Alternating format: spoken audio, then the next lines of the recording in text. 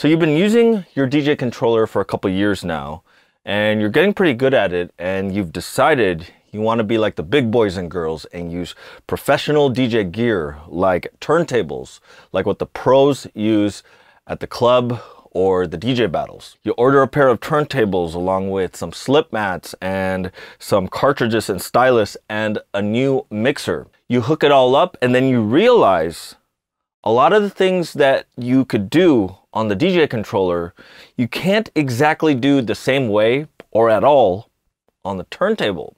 So today, I'm going to show you 9 things you need to know before upgrading to a turntable from a DJ controller. But first, let's get some music from Direct Music Service. DMS is an online database where DJs can get their music from. There's thousands of unique edits, remixes, and originals that you can choose from of your favorite tracks that you can use to rock your next dance floor. They also have an app that you can use on your mobile device where you can browse their database and then save songs so that it appears on your Dropbox when you get home. I'm going to leave you 2 discount links down below in the pinned comment if you want to subscribe. Go to directmusicservice.com today to sign up. All right, I got to give a shout out to my friend Phil Harris in the UK because this video was actually inspired by one of his videos. It's the one called Going from Controller to XDJ-XZ, What They Don't Tell You. I'll leave a link to that right here. So just to show you the setup here, I have a XDJ-XZ, I have a DJM S11, and we're hooked up to Rekordbox on the computer, and I have a PLX 1000 turntable with a timecode vinyl. As some of you might know, the XDJ-XZ can hook up to the DJ software in 2 ways. It could do DVS with the timecode signal, or it could do a controller mode called HID mode. Right now, I have it hooked up in HID mode. That's why you see the waveform here. And basically, it will behave just like a DJ controller. Your cue and play button and all the other functions will work just like you're used to when you're using your DJ controller. So this is going to be basically our DJ controller example. Over here, we're using a turntable in DVS, so it's using a timecode signal to control the tracks inside Rekordbox.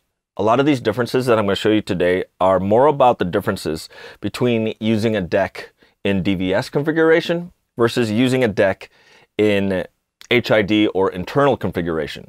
If you look over here on Rekordbox, the left deck where the CDJ is an internal. That's basically how you're using a DJ controller, because essentially the CDJ is behaving like a DJ controller. Now on the right side, I have it to relative. If I have it to relative or to absolute, it's using a timecode signal. The reason that's important to know, because on the CDJ, you can also use a timecode signal, and many of the limitations apply as well. But right now, our CDJ is being used like a controller. So, number 1, when you're using a turntable, you lose the ability to instant start. If you listen to the CDJ, and just like on your controller, when you press play, it starts immediately. And when you press stop, it stops immediately. So listen to that again. There's not much to it. When you press play, it just plays. And when you press pause, it just stops. On a turntable, it's a little different. When you press play, there's like a wind-up motion, and when you stop, there's like a slowdown or break. So there's an acceleration going up and a slowdown when you stop. So let's try that again.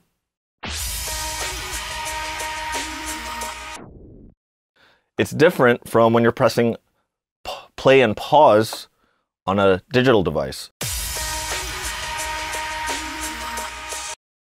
One more time. Now on a digital deck, you actually have a way to simulate the turntable break or start. Here's the break. So the reason why that is because a turntable is a moving wheel, and whenever you press start, it has to get up to speed because it's a physical wheel. Sometimes you don't hear it, but there's a little bit of a delay from the start till it gets to speed. So if you're used to your controller and you're used to just pressing play right on beat, it's a little different on turntables. In fact, classically, the way to do it is not to press play, but to hold the record and let it go on time. Now, there have been solutions that were developed over time by both DJs and things that were applied to DJ software. One solution is by creating a silent cue, and what that is your first hot cue should be at the very, very end of the track, so that when you're playing it, all you hear is silence, and then when you press another hot cue, it basically auto plays while the time code is rotating. So I set up a cue point here at the end of the track, and as you can hear, there's nothing there. So with the time code playing, I can start from the very beginning by playing. Now, this function is actually added to some DJ gear, which automatically mutes the DJ software until you hit the hot cue.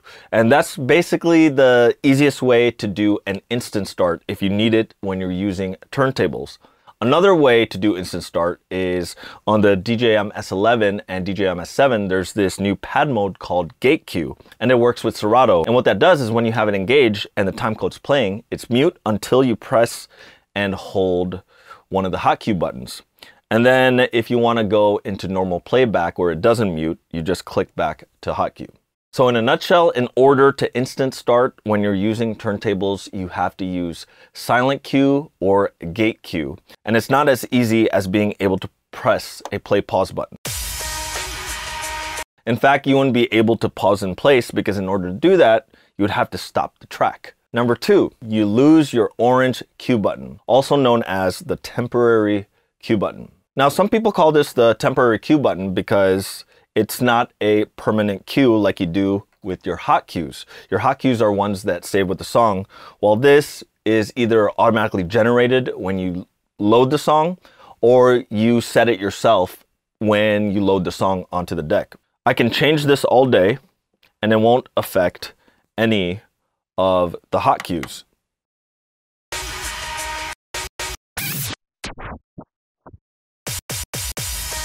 And it's a great way to be able to press stop and then start again,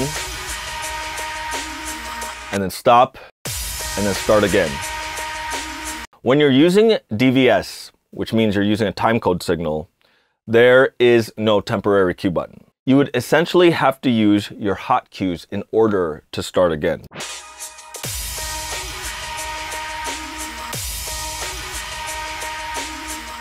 So if you wanted to change your cue position, you would have to use one of your open hot cues that aren't used. And unlike on a controller or digital device, there is no cue button to actually stop and mute, or even hold and preview the cue button. Now, as I mentioned before, a solution to that to get temporary cue is in Serato with the DJI-S11 and S7. You can use the gated hot cue pad mode. So number three, when you're using a turntable, there's this thing called wow and a flutter. A turntable is a moving wheel. And since it's a moving physical wheel, that means there's going to be variances in its speed as it rotates. Sometimes it might go a little faster. Sometimes it might go a little slower. It's never perfect on the dot. What happens is the average within a minute is more or less 33 1/3 revolutions per minute. So the speed of your tracks in playback aren't always the same speed the whole time. There's a little bit of slowing down and speeding up and slowing down and speeding up. It's not a perfect playback like it is when you're playing in internal configuration when you're playing it digitally. Now, there is a feature in Serato DJ called anti-drift. And what that does is that when you're playing it, the software makes some adjustments so that your playback is closer to a perfect playback. However, there's something to keep in mind about anti-drift. It keeps it from drifting when you're just playing it back, but if you're scratching and juggling, it might introduce a little bit more drift. What you'll notice is when anti-drift is on, is when you start doing really heavy manipulation of the record, the timecode record, your hot cue that was at 12 might start to move a little bit clockwise or counterclockwise. So if you're doing a lot of scratching and beat juggling, turn anti-drift off. You're just gonna have to deal with the wow and flutter, just like classic turntables Now, this is what DJs who used turntables and played on vinyl had to deal with. This was just part of the reality of playing with turntables. It's never a perfect playback. In fact, back in the day when you're playing disco, the drummer didn't play in a perfect BPM anyway. So it's something that you just kind of deal with when you're playing on vinyl. So if you want closer to perfect playback and you're just mixing, turn anti-drift on. If you're doing a lot of beat juggling and scratching, turn anti-drift off.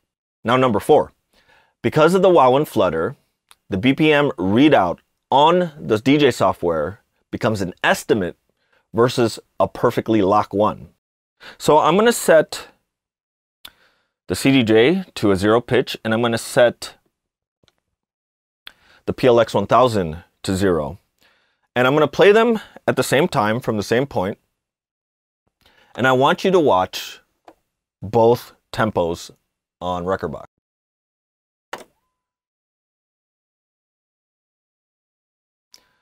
You notice how the CDJ stays at 174 perfectly, but the turntable, it goes to 173.9, and sometimes it goes to 174.1.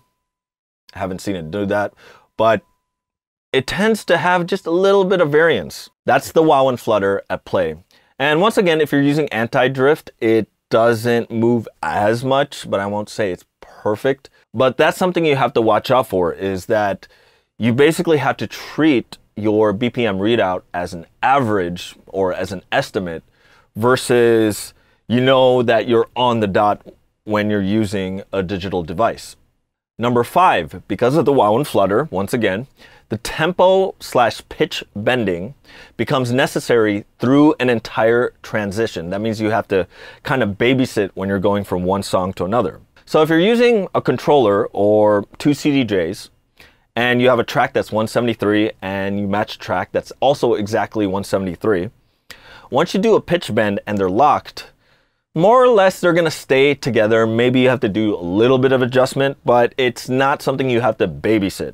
So when you're mixing from one song to another, once you have it on, you're pretty much on in most cases. Not all cases, but most cases. With a turntable, because of the wow and flutter, where it's speeding up and slowing down, you might notice that during a transition, you do have to kind of pitch bend it, make sure it's on, and then it might go slightly off, and then you might have to do an adjustment. So it's something, like I said, the word is you have to babysit your mix. And when you're used to playing turntables, you kind of get used to it and you develop a touch for how much to nudge, how much to drag, or if you want to have more finesse, it's riding the pitch slider like OG DJs. And it's part of the skill and artwork of using the turntable.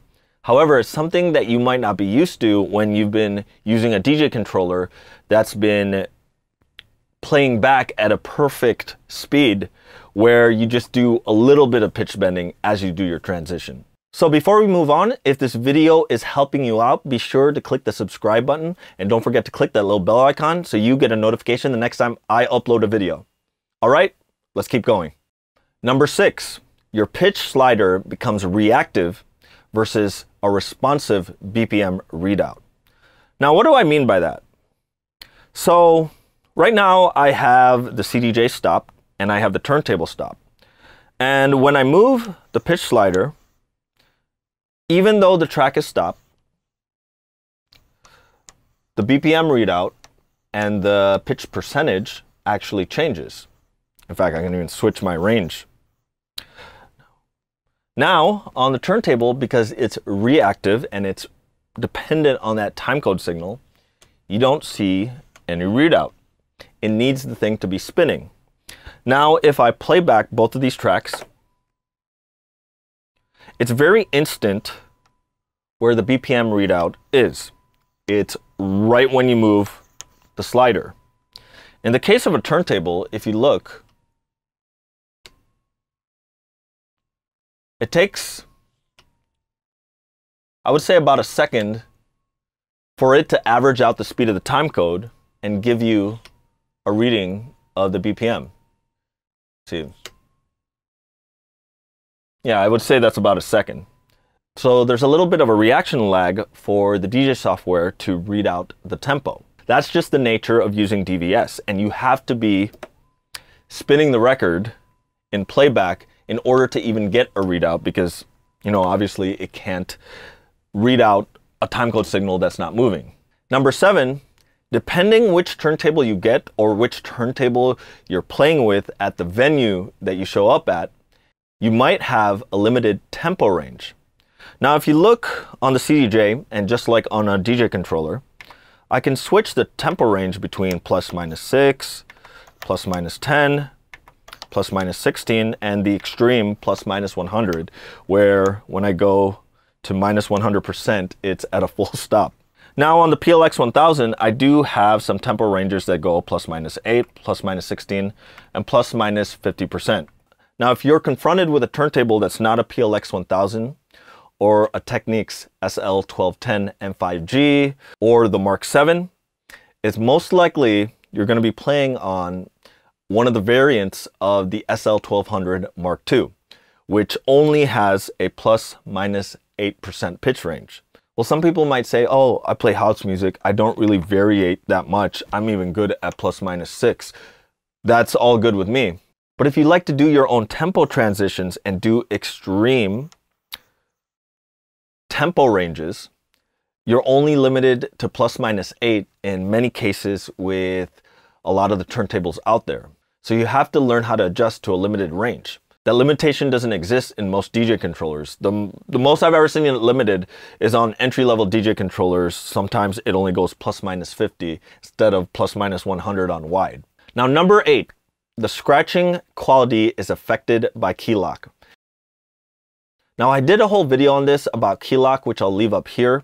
But basically, key lock is the ability to keep the track in the same key when you're manipulating the speed, so that when you're at a higher tempo, it doesn't pitch up or pitch down when you're in a lower tempo. Now, the problem is when you're scratching, you can hear the key lock engaging and disengaging because it can't, the DJ software is trying to determine if you're scratching or if it needs to engage key lock because you're in playback. What you have to remember is that the scratching and the playback is dependent on the timecode signal. So it's deciding whether a speed change, it needs to be locked or needs to be unlocked. So let me show you what I mean. So right now, I'm going to load a scratch track in both decks. And I have master tempo on. Master tempo is the Pioneer DJ term for key lock. And listen to this when I'm using the turntable. And when I slow it down, watch.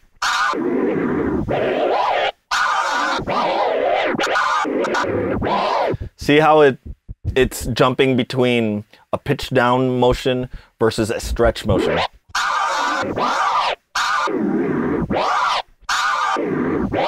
It's most obvious when I'm moving it slowly.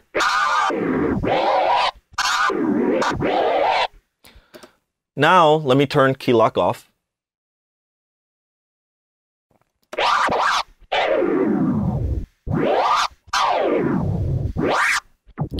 Now that jumping back and forth from key lock isn't there. Now, when I'm using a DJ controller or a CDJ,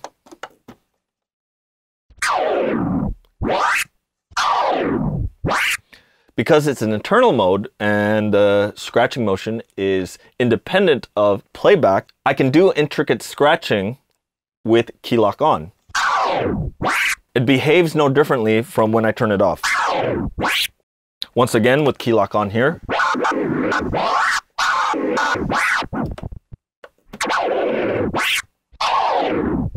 Now, something to keep in mind. As you can tell here, in Rekordbox, you have that key lock behavior. If you're using Serato DJ and you're using the pitch and time plugin, which is the more advanced time stretching algorithm, it behaves the same way as you hear here on Rekordbox.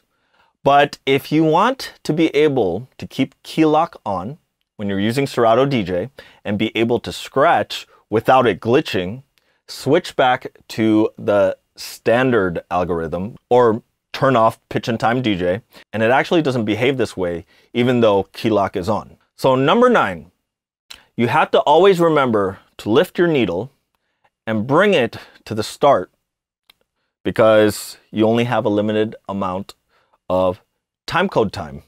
Same goes for when you're using a CDJ in DVS configuration. The timecode signal has to be restarted, or you have to loop the whole thing. Now, I know a lot of folks have been moving on to using the phase DJ device, and I know that this issue is actually solved by using phase HID, the HID configuration with Serato DJ. Now, because phase HID only works with Serato DJ, you can't really use the wireless HID with other DJ software like Rekordbox, Traktor, or Virtual DJ. Now, phase HID generates a timecode signal that's also infinite, but because it doesn't have the native noise map to that DJ software, it can cause drifting when you're scratching, because the rotational locator is native to the timecode signal made for the specific DJ software. In fact, that was one of the reasons why phase HID for Serato DJ was created, was to eliminate the drifting issue that a lot of DJs experience. Now, when you're using a DJ controller or a CDJ in HID mode, you're not thinking about restarting a timecode signal. The only time that applies is if you're in DVS configuration with a timecode on the flash drive. But it's not something you're paying attention to where you're like, oh shoot, I gotta lift the needle, start it back up. Or what happens is you get to the end and the deck switches to internal, and you're mid-transition trying to manipulate it and nothing is happening. And you're like, why is it train wrecking? And then you realize, oh, I'm at the end of the timecode signal. Gotta lift it and start it back up. Now, from the features that I mentioned that either change or disappear when you move on to turntables, if they're important to you, you might want to reconsider if you really want to move on from using a DJ controller, or maybe you might want to think about moving on to either using a CDJ, an individual media player, or a modular controller deck. That way you retain all the controls, like having instant start, play, pause, having a temporary cue button, maybe a display readout of your waveforms, all your hot cues on the deck, including your loops, and your instant responsive tempo control, all the features you're used to on your DJ controller on a professional platform. And I'm not telling folks to go out and buy CDJ-3000s only to use in HID mode.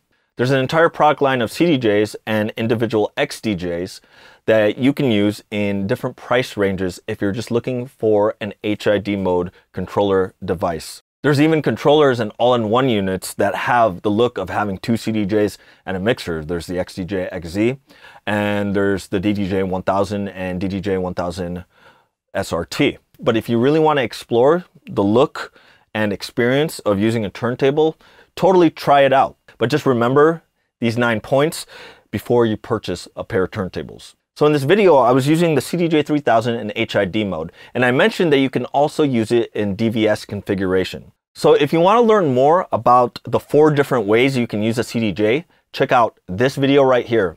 And if you want to know the difference between scratching on a jog wheel versus scratching on a turntable, check out this video over here. All right, really appreciate you for watching. Thanks, take care, stay healthy. The force is with you always.